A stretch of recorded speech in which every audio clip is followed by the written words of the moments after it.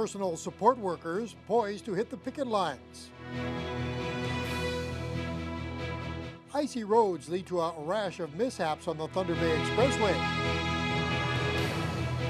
And world leaders gather to say farewell to Nelson Mandela.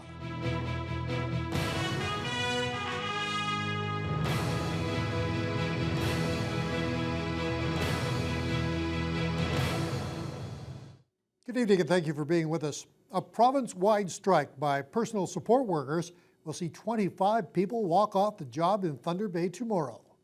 CEIU Healthcare, the union that represents the personal support workers, has given notice to Red Cross Care Partners they will begin job action Wednesday.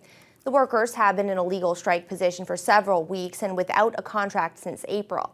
The 25 local members of the SEIU provide health home care services for about 125 seniors in the city. Representative Bill Joblin says they perform a difficult job in difficult circumstances. Joblin says personal care workers earn a maximum of $14.50 an hour. They're extremely underpaid workers who are extremely hardworking and dedicated individuals. Their benefit package is insufficient, and also their pension plan does not exist. So we're trying to get basic rights for our workers, and the workers are having a very complicated and tough and frustrating time with this, because really at this point in time they're really dedicated to their clients, and this is a really tough decision for them to walk out. The Canadian Red Cross and Red Cross Care Partners say they're looking at all options to minimize disruptions to clients during the strike. They also claim the SEIU are misinforming the public. Joblin says the personal care workers are just looking for a living wage. 3 people were sent to hospital following a 3-vehicle collision on the Thunder Bay Expressway this morning. That accident happened between John Street and Oliver Road. The driver of a southbound SUV lost control of his vehicle, crossed the center line and collided with a Jeep. A northbound transport was unable to avoid the collision and also struck the Jeep. A 54-year-old woman and a 2-year-old boy in that Jeep were transported to hospital with non-life-threatening injuries. Both the Jeep and the SUV sustained extensive damage. Also this morning, OPP responded to 2 other incidents where vehicles slid into the ditch due to icy road conditions. No injuries were reported. As for Thunder Bay Police, they were busy. Traffic Sergeant Glenn Porter says they responded to 45 minor accidents yesterday, another 33 accidents today, and had another 40 self-reported collisions over the past 48 hours. It looks like a working smoke detector may have played a role in helping to avert a fire-related tragedy this weekend. Thunder Bay Fire and Rescue say it was a basement smoke alarm that alerted the family to a fire in their Dawson Road home on Sunday. That alarm allowed the family to gather their pets, phone 911, and exit the building safely. The blaze completely destroyed the residence, and the cause remains under investigation. Fire officials say the incident should serve as an example to everyone of the importance of having working smoke alarms in your home. The fatal hit-and-run trial of a 28-year-old Christian Hernandez is set to continue in the new year. A verdict was expected to be read in late November. However, the judge required more time to determine just what evidence would be considered admissible in court.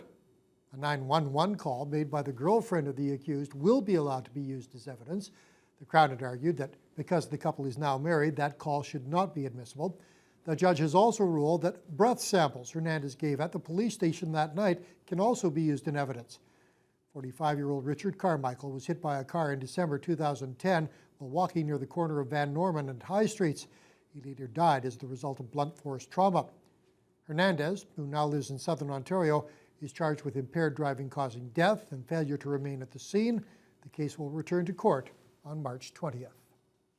An annual report from the province's Auditor General says salaries, pensions, and bonuses at Ontario Power Generation are significantly more generous than those for comparable positions in the civil service. Bonnie Lizick says the situation is having a financial impact on the cost of electricity. She says OPG has cut staff by 8.5%, but increased the size of its highly paid executive and senior management group by almost 60% since 2005. Incentive awards for OPG's non-unionized staff can be up to $1.3 million, and their top 5 executives will be eligible for pensions ranging from $180,000 to $760,000 a year. Landowners near a planned subdivision have asked the city to add some extra conditions before giving the development the green light. Stage 4 of the Dawson Heights plan calls for 15 lots for single detached homes, 20 townhouses, and 5 sixplexes. But owners of 44 acres of land nearby have some concerns about their liability if people go onto their property. Dennis Ward has more. The developer has already constructed 2 stages of the subdivision west of Wardrope Avenue, and a third is underway right now. New homes, townhouses, and sixplexes, along with 2 new streets and a walkway, are all proposed for the latest phase. Those would lead right to a wooded area owned by the Fedorchuk family. Darlene Fedorchuk wants to see signage and a fence for those who think the property is parkland. There's concern from us that people will be unloading their skidoos, quads, dirt bikes, etc., and teenagers going onto the property, setting up forts, having fires. This is a forested piece of property. So the liabilities become extenuated. Fedorchuk says her family is all for the subdivision, provided their concerns are addressed. The city had calls and letters from others worried about the sixplexes and townhouses, but nobody spoke out at the meeting. None of the lots have been sold yet.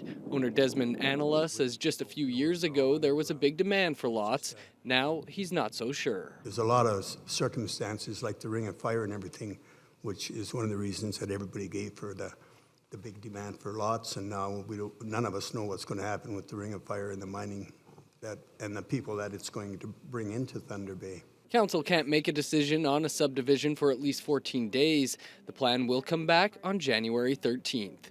Dennis Ward, TBT News.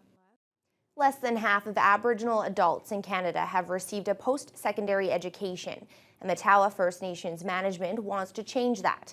Today marked day 1 of a 3-day education forum being held here in Thunder Bay.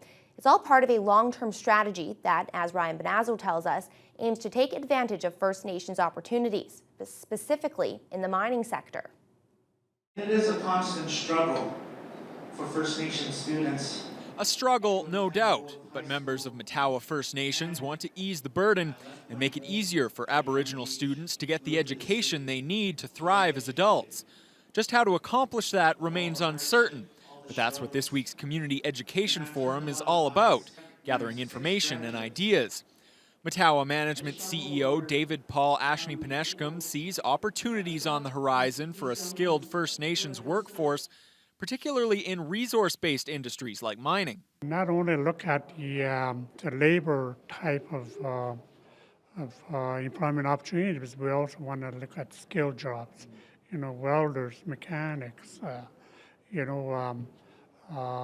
scientists in those areas. So we believe those opportunities are there. The conference was scheduled well before the federal government proposed its controversial First Nations Education Act, but nonetheless, it's well-timed. With nearly unanimous criticism of the act from Aboriginal groups across the country, Ashney-Peneshkum says it's important for Matawa to have a concrete education plan in place. Opposition to any government legislative is fine, but we're also got to, be ready to put out, we'll use our position, here's the way we see it, and that's the intent of this conference. There's still no word on how long it will take for Matawa chiefs to develop a plan. Former Liberal Party leader Bob Rae, who's now Matawa's lead negotiator on the Ring of Fire, is scheduled to speak at the conference on Wednesday. Ryan Benazzo, TBT News. As that piece emphasized, now more than ever, it's crucial that all of our young people receive an education. And a new partnership announced today will help to ensure children in care have this important tool for their future success. Local child welfare agencies have signed a new protocol with area school boards to help improve the odds of graduation for children and youth who are wards of the Crown. With about 600 clients in the Thunder Bay District alone, the protocol is an important tool in helping them complete every level of schooling. What we're trying to do with this protocol is work with these children to ensure that there's less moves. So maybe if a child needs to stay in a school, we can accommodate by providing transportation for them and continue with, if they're on an education plan or if they have special services delivered from the school, so they will have that available to them. It's exceptionally important, and when we talk about post-secondary, we also include trades, but In the past, I think you could get into trades quite easily without a grade 12 education, or you could get a job at the mill. But the employment field is becoming a lot more competitive these days, and it becomes even more important for youth to at least have a grade 12 education. Policies and procedures of 6 different school boards in the district had to be considered, which is why this new protocol took 2 years to materialize. A pair of local food drives kicked off in Thunder Bay today. For the past 19 years, the annual Santa Bus has been traveling around the city to help those in need. Thunder Bay Transit and Transit Union Local 966 have teamed up again to spread a little cheer throughout the community. The Santa Bus will be collecting dry goods for the Thunder Bay Food Bank until this Sunday on all city buses. The food drive is an opportunity for transit employees to join the public in helping bring joy and happiness to those who might need it during the holiday season. Other than having to go out in the weather and especially right now with our minus, what was it, minus 31 this morning, rather than fight the weather, we've got the buses coming right to your door. So it's really convenient, really easy.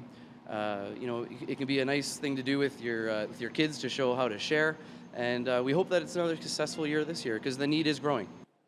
Meanwhile, the Regional Food Distribution Association and Safeway have officially launched their annual campaign. Customers are encouraged to put the food bank on your shopping list by purchasing care packages that contain the most needed non-perishable items. We have these little packages, and anything that makes it simpler for people to support us, we certainly love.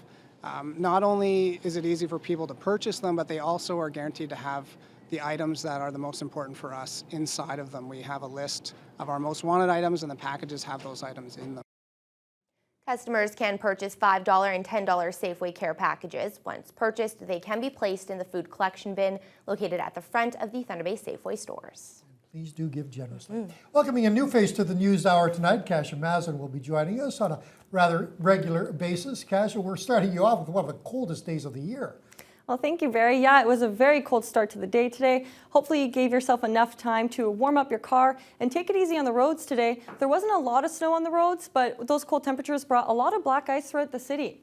Looking at some of the weather systems throughout the region, you can see that frigid cold air is just to the northwest of us. And because of those wind directions coming our way, it's giving us those frigid cold temperatures. You can see that low pressure system hovering over the Great Lakes is bringing a lot of precipitation in the region, but it's just missing us and going more so to the south and to the east of us. But that low pressure system is giving us quite the cloudy sky conditions, giving us a high today of just 18. But again, with those winds coming in from the west-northwest, it felt more like minus 30. So a really chilly day and of course mostly cloudy throughout the day. Looking at some of the current temperatures throughout the region, we are sitting at minus 17 here in Thunder Bay. Over to the west in Kenora, they're sitting at minus 21. They've had some light snow on and off throughout the day, and with their wind chill, it feels more like minus 32. Over in Pickle Lake, they're sitting at minus 25. They've had a mix of sun and cloud throughout the day, and their wind chill feels more like minus 37 and minus 28 in Big Trout Lake. Over on the east side, Greenstone, mostly cloudy throughout the day, minus 22. And over on the east coast, around Wawa and Sault Ste. Marie, they've got some bad snow squall warnings because of that low pressure system going through their region. So they've accumulated between 10 to 15 centimeters of snow today. For tonight, you're definitely going to want to plug your cars in because with that wind chill, it's going to feel like minus 21. It's going to be a low of minus 21 and some light to moderate winds. And for tomorrow, again, doesn't look like that precipitation is going to hit us. It's just to the south and east of us, but that dark blue is showing that we are going to get some pretty cold temperatures for tomorrow. So bundle up if you're heading out, right? Absolutely. All right, thanks very much, Cash. Thousands upon thousands gathered in Soweto today to honor the memory of Nelson Mandela. We'll have a look at that story for you right after these words. Today was more a celebration than a funeral, a celebration of a very long life, but a very important life.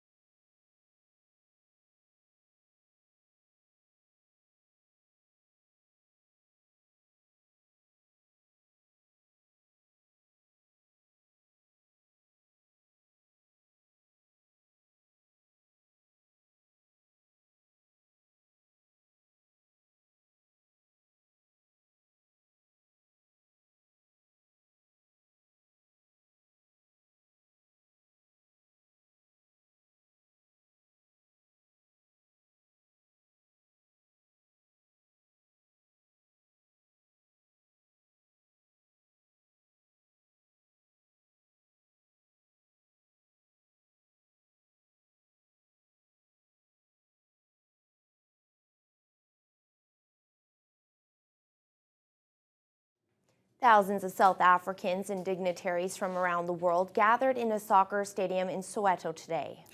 They gathered and braved a steady, cold rain to celebrate the life of Nobel Prize winner and former President Nelson Mandela. Susan Ormiston reports. Nelson Mandela would have liked the beginnings. A celebration in a uniquely South African way. People swaying towards Soweto Stadium. No somber faces, more excitement, anticipation about the future and songs. Hours before the memorial service even started, they were singing and dancing in the stands, waiting to say their final goodbyes to Nelson Mandela. Those too young to know apartheid's cruelty, recognizing Mandela's sacrifice. We are living large. We are living the life, and it's because of him. And we thank him for that. In this very stadium, only 3 years ago, Mandela and wife Graça Machel toured in his last major public appearance. His absence today was palpable as his widow hugged Mandela's ex-wife Winnie. Grandchildren spoke warmly. You are lodged in our memories. But the family's role was small compared to the hours of tributes, mostly from political invites. U.S. President Barack Obama. Nelson Mandela reminds us that it always seems impossible until it is done. Given a standing ovation. South Africa's president, a less popular welcome. Boos reflecting warning signs for Jacob Zuma. Prime Minister Stephen Harper heading a bipartisan delegation of former prime ministers and governors general. Today was more a celebration than a funeral, a celebration of a very long life, but a very important life. Not even Mandela's spirit could stop the dampening, pouring rain. It was a soggy farewell, historic and honorable, but less personal than the man who touched so many South Africans and left such an indelible imprint on the world. Nelson Mandela's long walk has come to an end, but as many said here today, South Africa's has just begun. It will be up to the next generation to follow in his footsteps. Susan Ormiston, CBC News, Soweto. In other news, Russian President Vladimir Putin sent a highly visible message to his military today in response to Canada laying claim to the North Pole. He told top military officials Russia needs to have every lever to protect its security and national interests in the high Arctic. Foreign Affairs Minister John Baird confirmed yesterday that Canada is extending its Arctic territorial claim beyond the area mapped by federal scientists. One expert says the military saber-rattling won't influence international territorial claims. First Nation chiefs are gathering in the Ottawa area and taking their concerns to Parliament Hill. Concerns that federal reforms to education will be underfunded and will not reflect their needs. Julie Van Dusen has more. This morning, a small group of First Nations gathered close to Parliament Hill. Nearby, a group of children from a Muslim school looked on. This is now taking them out of textbooks and really moving them into the real world. But for First Nations, the real world is far from here. It's on reserves, many impoverished, and in remote parts of Canada, where elementary education until grade 12 is under the control of the federal government. First Nations say they need at least 50 more schools, more teachers, more supplies to accommodate young Aboriginals, the fastest growing demographic in Canada. Manitoba Chief Derek Nepanek says all Canadians need to understand that Canada is not a land of equality for First Nations. And yet we have an apartheid happening right here, right now. And it's blind. It's a blind apartheid to so many Canadians. The federal government is proposing education reforms. Right now there's a non-system of education and it's failing First Nations kids. The graduation rate is too low. The fear from First Nations is that Ottawa won't protect their language and culture in the schools, and it will download responsibility. They're trying to turn around and give jurisdiction to the province, but it's a nation-to-nation relationship, not a nation-to-province relationship. Chiefs gathering at their annual conference listened to a pre-recorded message by National Chief Sean Atleo, who is in South Africa for the Mandela Memorial. He stressed the importance of more funding for better schools to deal with the high dropout rate. They do not get the same support as other school children across Canada. The Aboriginal and Northern Affairs Minister says if the law passes, there will be more money. Our government will invest new funds in K-1 to 12 education on reserve once a new legislative framework is in place. The government says it is willing to consult more, but at the same time, it would like to see the changes in place in time for the next school year in September. Julie Van Dusen, CBC News, Ottawa. Kellogg has announced it's closing its cereal plant in London, Ontario. It's a move that will cost about 500 people their jobs. The company's undergoing a massive restructuring, caused in part because people are changing what they have for breakfast. Everett Gould reports. The news was a shock to the workers at the plant, many of whom are older and nearing retirement. Everything I have is, I poured my heart and soul into this company, so I'm grateful. I'm grateful for what they've done so far, but this is just pure greed. But around the world, cereal demand is declining. That bowl of flakes used to be a given, but now more people are reaching for something else, including fast food. Chains are pushing muffins and breakfast sandwiches as a way to increase their profits. The breakfast space is becoming more and more competitive. Large players are really trying to offer consumers different kinds of products, and more consumers are lured away from the breakfast table at home, and they're eating breakfast away from home. This plant is old. Kellogg will shift production elsewhere, part of a massive global restructuring that includes expansion in Thailand. Experts say the 500 jobs lost here and the more than 700 that are vanishing in Leamington, Ontario, with the closing of a Heinz plant, add up to a worrisome trend for Canada. Most of our food processing plants aren't efficient, they aren't productive, and the business case to actually keep them operating is becoming weaker and weaker by the day. Kellogg does have another, newer cereal plant in Belleville, Ontario, but it is not clear whether that operation will gain work when this plant closes next year. Havard Gould, CBC News, Toronto. Chairman and founder of Canadian clothing company Lululemon is stepping down. This comes a month after some controversial comments about pants that were too sheer when he seemed to shuffle the blame on the weight of some customers. Chris Brown reports. I'm sorry to have put you all through this. Chip Wilson had a gift for figuring out what women want. Turns out for a great many, it was a pair of tight-fitting, comfy yoga pants that he turned into a billion-dollar business. But Wilson is now out as the chair of Lululemon, the Vancouver apparel maker he founded 15 years ago.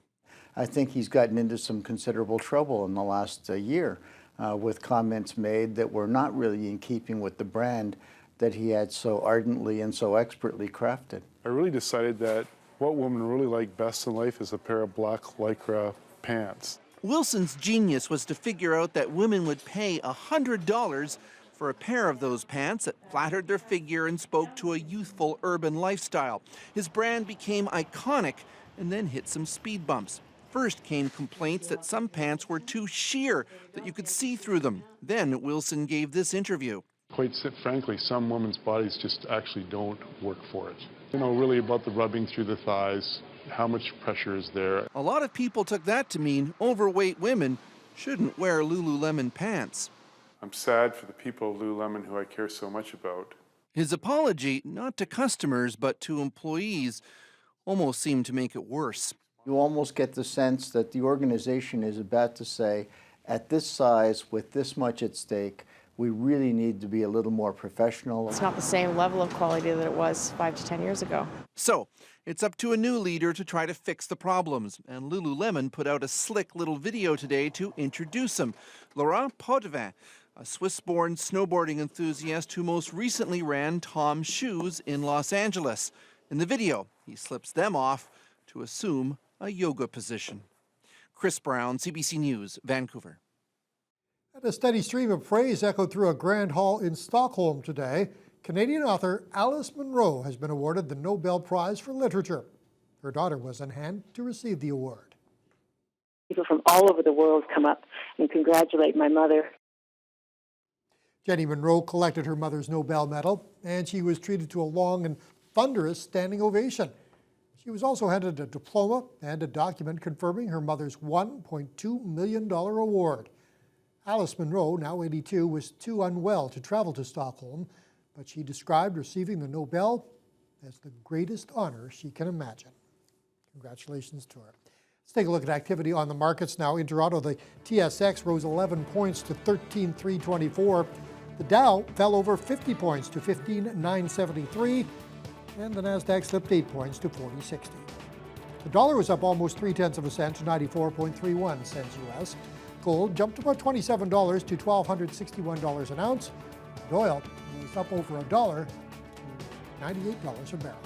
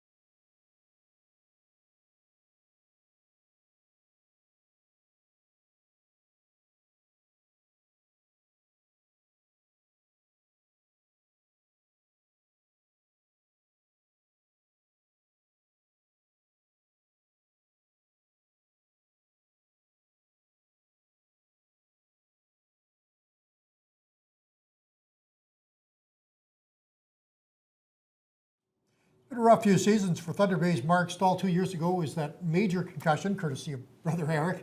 The puck in the eye last year that shelled him for a good portion of the season. He's back on the disabled list again. Yeah, he's got another concussion. This one suffered the other night against New Jersey when he was hit by Reed Boucher, but the coaching staff believes it's not as serious as the one that put him out 2 years ago. So we can only hope that'll be the case for him, because he's had, like you mentioned, a bad string of luck. And also, for the fourth time this season, a Toronto Maple Leaf has been suspended. No comments from the cheap seats. Captain Dion Phaneuf is gone for the next 2 games for his hit from behind on Boston's Kevin Miller on Sunday night. On the ice tonight, a dozen games. Jarome Iginla finally returns to Calgary for the first time since being traded last season. He, of course, signed as a free agent with the Bruins. Montreal takes a 5-game winning streak into their home game with Los Angeles. Winnipeg welcomes St. Louis. Edmonton entertains Carolina. And Ottawa will be in Buffalo. Last night, Philadelphia will get a goal from an unlikely source to open things as Michael Raffle. He gets his first NHL goal on Sens netminder Craig Anderson. Ottawa ties it 2 minutes later. Former Leaf and Sabre Clark MacArthur with his 10th on Flyers netminder Steve Mason. Then down a goal in the second, the Flyers tie it up. Jakub Voracek will get his 4th on the power play, banging in his own rebound. And we're tied again. What a night, though, for MacArthur. He'll get a second goal for Ottawa as they finally beat the Flyers this season for the first time, 5-4 in a shootout. Other games, Vancouver blank Carolina 2-0. Eddie Lack with the shutout for the Canucks. Anaheim down the Islanders 5-2. And Pittsburgh doubled up Columbus 2-1. The Thunder Wolves are about a week into their Christmas break. The Lakehead hockey team boasts a conference record of 11-3 at the half. That's good enough for first place in the OUA West. And you'd have been hard-pressed to find many people outside the team's locker room who anticipated that before the season started.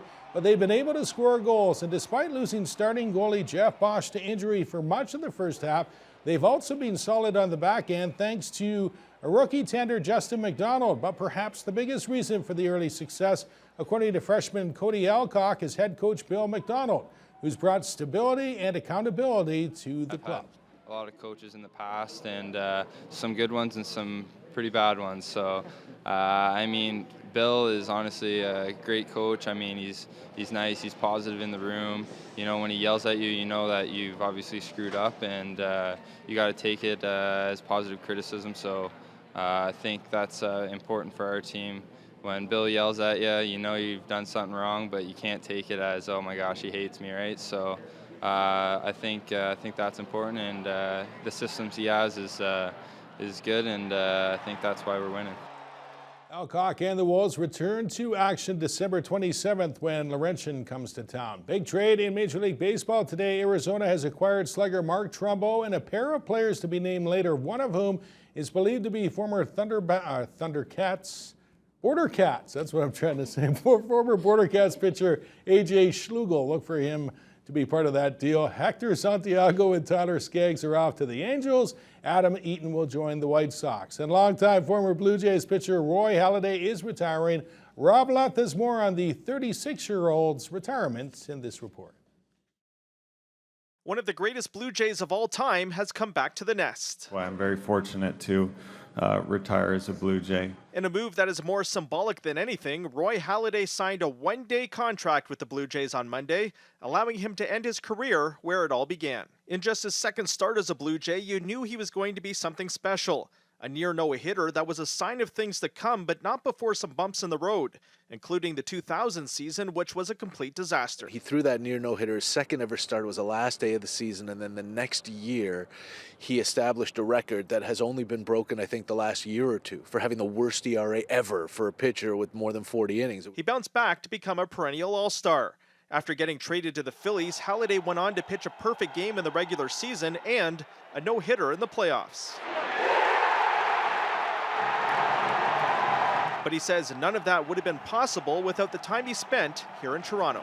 Had I not been fortunate enough to come up with the Blue Jays and have the people around me that I did and have the people develop me that I did, I would have never had that chance to play for the Phillies. From 2002 to 2011, Halladay was one of the top pitchers in the game, winning 2 Cy Young Awards. And time will tell if he joins Roberto Alomar as just the second player inducted into the Hall of Fame as a Blue Jay. To put up the numbers he did in the steroid era, I think you can easily make a case. Rob Leth, Global News.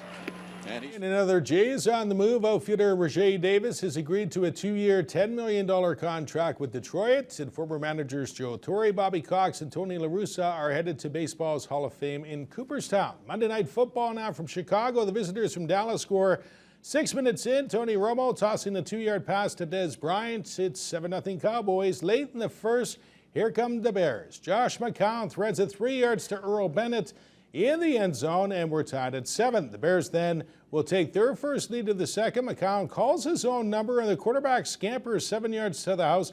Takes a nice licking, but he gets up and keeps on ticking. Then it's Dallas's turn. Romo goes to one of the better tight ends in the league. Jason Witten fights his way in from the 10 to tie it at 14. Late first half, here's a catch of the year candidate. McCown throws into double coverage. Alshon Jeffrey goes up, and he'll get it, hauling it in for the sensational 25-yard touchdown reception, 24-14 at the half.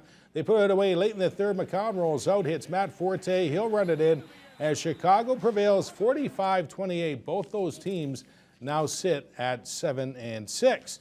And Grey Cup MVP Corey Sheets will work out for the Indianapolis Colts next week. He ran for almost 1,600 yards for Saskatchewan this year. Canada also has never won an Olympic medal in the luge. Due to their recent success on the World Cup circuit, that could change early next year in Russia.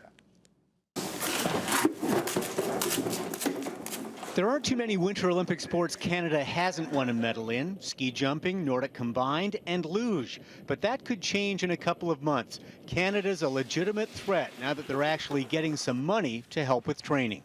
Once the funding started coming in, we were able to get those things. The physio, the sports psychologist, all those programs that really help athletes get to that next level. And that's now where we're looking. We're not looking just to finish a race and try and make it through a week without crashing, right? It's now we're looking for podiums.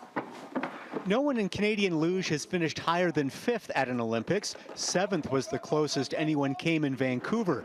Alex Goff has a real shot in Sochi. She's only the 2nd Canadian to ever win a World Cup race, and she thinks the track in Sochi is a good fit. It's got some really good, unique sort of aspects to it, where there's some big compressions going like down and up, and a lot of big corners, and I like sliding on it. It's a lot of fun, so I'm looking forward to it.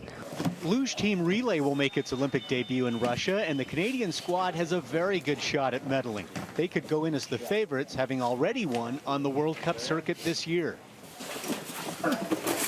This year we've all been pushing, our PB results, and we're right there. We're right where we want to be, and we just need to make that little extra step forward. And I know if we do our job well, just like we did last year in the World Championships, we can do some good things, and if we do that, then hopefully we come out with very happy faces.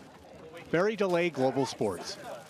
And the new look Toronto Raptors return home after a 1-3 road trip to face San Antonio tonight. The Spurs have won the last 5 meetings. They'll likely make it 6 because the 4 players the Raps acquired in trading Rudy Gay to Sacramento Sunday night won't be in the lineup. So the Raptors, if they're short-staffed, they're not going to win. Yeah, they're not going to win in San Antonio most nights anyway. Okay, thanks very much, Randy.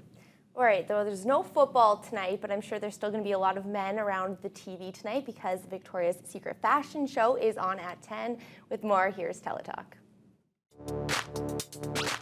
Tonight we've got low-down crime and high-end fashions on Global Thunder Bay. At 8 p.m. it's NCIS, and a murder victim is linked to the boyfriend of Gibbs' ex-wife. Then at 9 on NCIS Los Angeles, a war criminal is living in LA under a false identity. And at 10, check out the over-the-top Barely There fashions in the Victoria's Secret Fashion Show. Over on CKPR Thunder Bay, we've got both holiday spirit and international espionage. At 8, 22 Minutes turns on the fireplace and heats up the laps for its annual holiday special. And at 9, how are the bad guys staying one step ahead of the team on Crossing Lines? Teletalk is brought to you by Points, the traffic ticket specialists.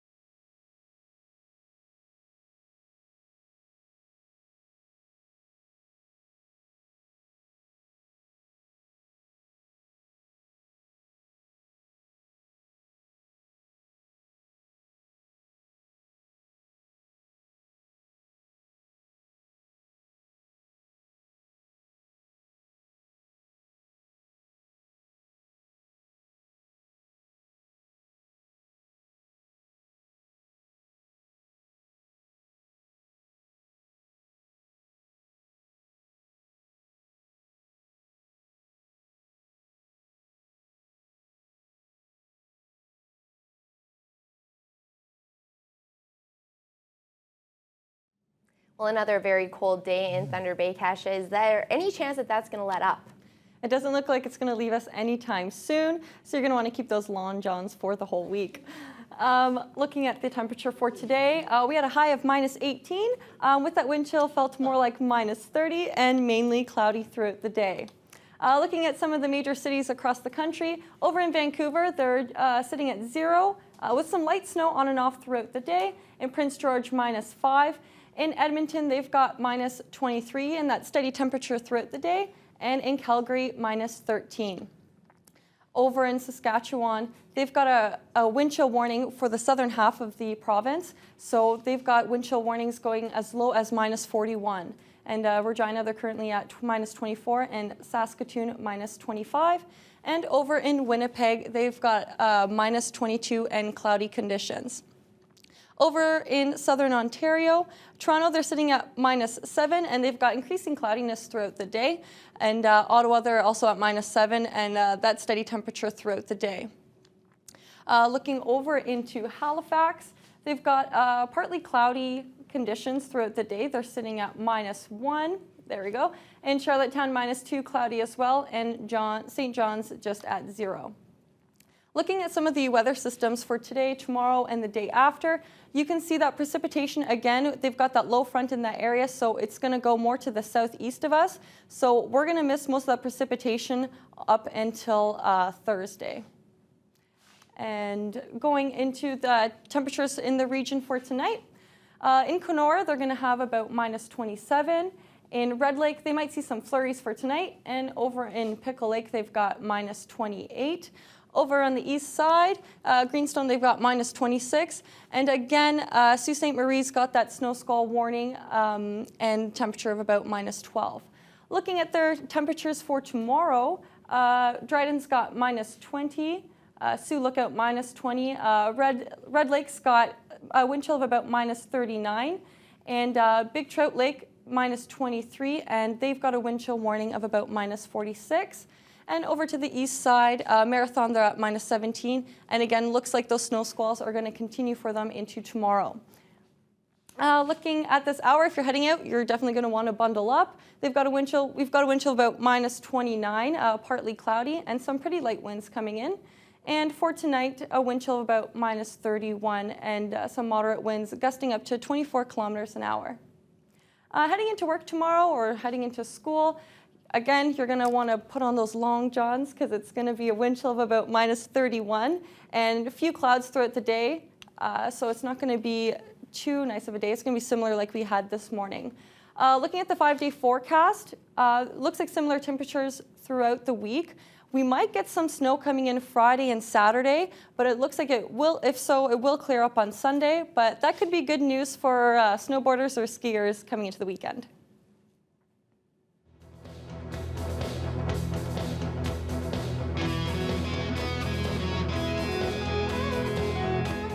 In health news, the heartbreaking reality for most people who receive a brain cancer diagnosis is that it's a death sentence. The average survival time is just 15 months. But there is new hope for those who get that diagnosis. And as Heather Urix explains, that hope stems from a research breakthrough happening right here in our country. Back in October of 2012, Jamie Mazurek knew every moment with her family was precious. It was a big shocker, like, holy smokes, you know, I was 32 years old and I have 42 years old and I have a brain tumor. Jamie knew she was up against a terrible illness. Glioblastoma is the most aggressive form of brain cancer. 10% of those patients cannot make it up to 5 years. Surgery, chemo, and radiation can only reduce the size of the tumor. Until now, the stem cells, or the source of the cancer, has been untouchable. The glioma stem cells have been resistant to chemotherapies, to radiation therapies, and has been a major cause of recurrence. And when they grow in culture, they grow as a spear. It's what makes what happened here in this Calgary lab so exciting. The team here has found a way to finally fight these stem cells using an existing drug and the patient's own immune system. We describe this in the form of the battle for the brain. When cancer invades, it has a way of shutting down the body's immune system. But when researchers gave mice low doses of the antifungal drug AMP-B, they found the immune system restarted. So this medication is reactivating and rebooting the immune system so that it can now contain the glioma stem cell. Researchers caution this isn't a cure, but the drug has been shown to increase the lifespan of the mice in the study by 2 to 3 times. And with no significant side effects, the team believes this therapy could be used in combination with other drugs for even better results. I have good days and I have bad days, but I'm able, to function. Today, Jamie remains on chemotherapy, but for now, she says her tumor is gone. She doesn't like to think about the odds, but she knows her cancer may return. This discovery gives her hope. Very exciting, and I just, I would think that would just be sent from God above. Heather Yurex, Global News. It's that time of year when many people are busy making those last-minute Christmas preparations, and nowhere is that more true than at the North Pole. But luckily for Santa, he's getting some help courtesy of the Canadian military. More on that when we return.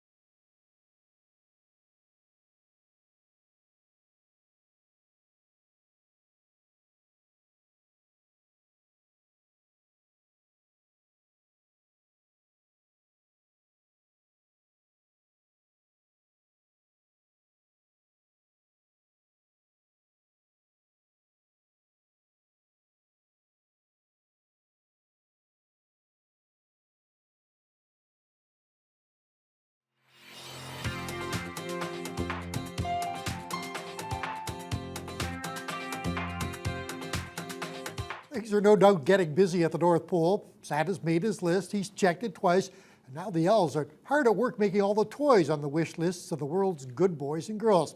But St. Nick has found some time this week to communicate directly with some young Thunder Bay students with a little bit of help from the Canadian military. I'll see about getting that computer under the tree Christmas morning. You just keep being good to your parents and your little brother, Zach. Oh, Merry Christmas.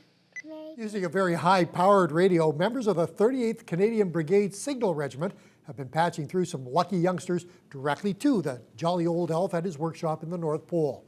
The kids were amazed to discover that Santa already knows what they want for Christmas, and even about whether some of their siblings have been naughty or nice. So what's on the children's wish lists anyway? Well, let's find out. The video game, they give you these guys, and then they give you a portal, and then you put your guys on the portal, and then you have these wee nunchucks, and then you use them to fight in the levels and all in the games. A monster truck remote control, and a punching dummy. It's very awesome. Words can't really describe just their faces when Santa knows what the kids want already and says, oh, you want X or Y for Christmas. And Santa will say, if you're nice to your older sibling or your younger sibling, just their faces light up, and it's just unbelievable. Now the soldiers are making the rounds, bringing their high-tech communications gear to nearly 20 local elementary schools throughout the entire week. And let's hope those kids get exactly what they're looking for What a under the great tree this year. experience. Yeah. Let's recap our top stories of the day for you now, right now. 25 personal care workers in Thunder Bay are set to join a province-wide strike tomorrow as they walk off the job. They're, of course, on strike for higher wages and benefits. And it was a treacherous morning for traffic in Thunder Bay with a major accident that closed down a portion of the Thunder Bay Expressway this morning. 3 people were sent to hospital with non-life-threatening injuries. Here in the city, meanwhile, there have been close to 120 motor vehicle accidents reported over the past 2 days alone. And it's another busy night in the NHL. A total of 12 games. Montreal and Los Angeles have not played each other in 3 years, but we'll have highlights of that one. Montreal on a roll of late. They've won 5 in a row and 9 of their last 10. And for the Kings, it's the start of an East Coast road trip that takes them into Toronto tomorrow night. Also coming up tonight, the short-staffed Raptors, they made that big trade when they sent Rudy Gay out west to Sacramento, but none of the 4 players they got back in return will be in the lineup tonight as they take on San Antonio. We'll have highlights of that one as well. And another cold one tonight for us with a wind chill of about -31 that will continue on into the morning. And tomorrow a high of -16, but again with that wind chill it's going to feel more like -27. So you're definitely going to want to warm up the car tomorrow morning heading into work, and you know, those long johns might be a good idea. Dress warm, not a bad idea for anyone. That's right. That's your early look at news, weather, and sports. Thank you so much for joining us this evening. Have a good night.